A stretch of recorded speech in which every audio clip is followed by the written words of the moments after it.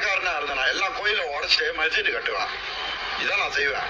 கோயிலை மேலே உடைப்பேன். நான் சீன கோயிலை உடைப்பேன், தமிழ கோயிலை உடைப்பேன், மஸ்ஜித் கட்டுவேன். நான் மட்டும் உலகத்தில் ஒன்றா நம்ம பணக்காரனா இருந்தேன்னா அதுதான் நான் செய்வேன்.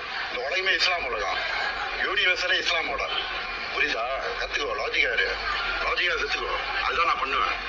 நானும் பைத்தியம் கிடையாது, நார்மலாக தான் இருக்கேன், தெளிவாக தான் பேசுகிறேன். உங்களுக்கு புரிய மாட்டேங்குது, லாஜிக்காக பிக்கே பண்ணுங்க. தெரியுதா?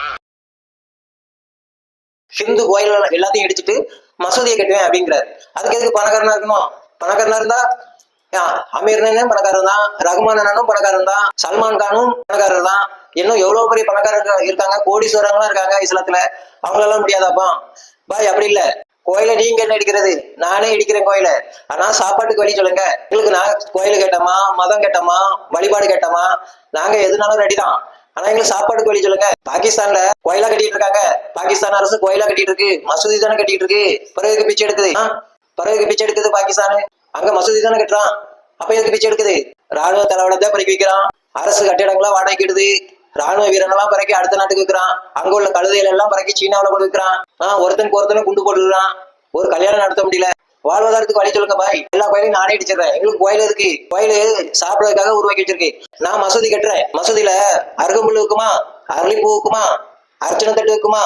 ஒரு அர்ச்சனை தட்டுங்கிறது 15 விவசாயத்தோட வாழ்வாதாரம். 15 விவசாயியோட வாழ்வாதாரம். பூ, ஒரு பூ மாலை 300 ரூபாய். கிரேந்தி, சம்பங்கி, முல்லை, பிச்சி, மல்லி, அரளிப்பூ, எலுமிச்சம்பழம், தேங்காய், பழம், பூ, பத்தி, சூடகம், சாம்பிராணி, குங்குமம், மஞ்சள், விபூதி, பன்னீர், சக்கரை பொங்கல், இதெல்லாம் வாழ்வாதாரம் பாய். கோயில இடிச்சு என்ன பண்ண போறீங்க? அரளிப்பூ வித்து கோயில விற்கிறவனுக்கு அப்ப எங்க கொண்டு வைப்பான்? மசூதியில கொண்டு வைக்க முடியும்? அருகம்புல்ல பறிச்சு மசூதியில வைக்கலாமா? அர்ச்சனை தட்டை வாங்கி மசூதியில வைக்கலாமா? மசூதி சுத்தி எத்தனை விவசாய கடை இருக்கும்? சரி, நான் இஸ்லாத்துக்கு வந்தாங்கன்னா, நான் மசூதியை கட்டிட்டேன் அப்படின்னா என் அப்பா அம்மாவை என்னால வணங்க முடியுமா? இப்ப கோயில் இருக்கு, கோயிலுக்கு நான் போறேன், அப்பா அம்மாவை காலை தொட்டு கும்பிட்டு தான் போறேன். பெண் தான் கடவுள் அப்படின்னா அவ காலை தொட்டு கும்பிடு அப்படின்னா நான் தொட்டு கும்பிடுவேன். நீங்க கும்பிடுவீங்களா? அப்பா அம்மாவை வணங்குவீங்களா? தமிழ்ல பேர் வைப்பீங்களா?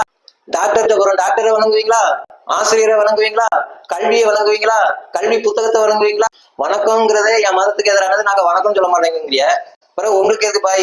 பெண்ணை வணங்க மாட்டீங்க, ஆனா இணங்குவீங்களா? வணக்கம் சொல்ல மாட்டீங்க, ஆனா கோயில் எடுப்பீங்களா? டாக்டரை வணங்க மாட்டீங்க, ஆனா ஊசி போடுவீங்க. டாக்டரை வணங்க மாட்டீங்க, ஆனா உயிர் பிச்சை கேட்டு டாக்டர்கிட்ட போவீங்க. கல்வியை வணங்க மாட்டீங்க, ஆசிரியரை வணங்க மாட்டீங்க, ஆனா கல்வி எழுத சொல்லிட்டாங்கன்னு ஆசிரியர்கிட்ட போவீங்களா? கோயில் எடுக்கிறீங்க. மசூதி கட்டி ஒரு நாட்டை முன்னேற்றுறோம் அப்படின்னா பாகிஸ்தான்ல போய் முன்னேற்றி வச்சுட்டு வாங்க. அதுக்குதான் ஒரு நாடு இருக்குல்ல, மசூதிக்குன்னு ஒரு நாடு இருக்குல்ல.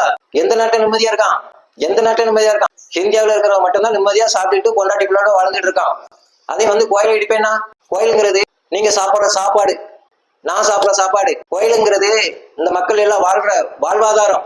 கோயில் எல்லாத்தையும் அடிச்சுட்டு பிச்சை எடுக்க போறீங்களா? ஒரே ஒரு பண்டிகை தான் பொங்கல்ங்கிற ஒரே ஒரு பண்டிகையில பல கோடி கிலோ வெள்ளம் விற்கும், பல கோடி கிலோ அரிசி விற்கும், பல கோடி கிலோ பூ விற்கும், பல கோடி தேங்காய் விற்கும், பல கோடி கரும்பு விற்கும். ரம்ஜான்ல எத்தனை கரும்பு வித்துச்சு, எத்தனை கிலோ அரிசி வித்துச்சு, எத்தனை கிலோ வெள்ளம் வித்துச்சு, எத்தனை விவசாய பொருள் வாங்கினாங்க? ரம்ஜான் பண்டிகையில விவசாயத்தின் பங்கு என்ன? கோயில் எடுப்பீங்கிறீங்க. மசூதிக்கும் தமிழுக்கும் என்ன சம்பந்தம்? மசூதிக்கு போறவங்களுக்கும் தமிழுக்கும் என்ன சம்பந்தம்? கோயில் எடுப்பீங்கிறீங்க. இஸ்லாமிய தத்துவ மக்கள் குறித்து எங்களுக்கு பாதுகாப்பு திமுக தான், நீங்க வர இந்துக்களுக்கு எங்களுக்கு பாதுகாப்பு பிஜேபி தான்.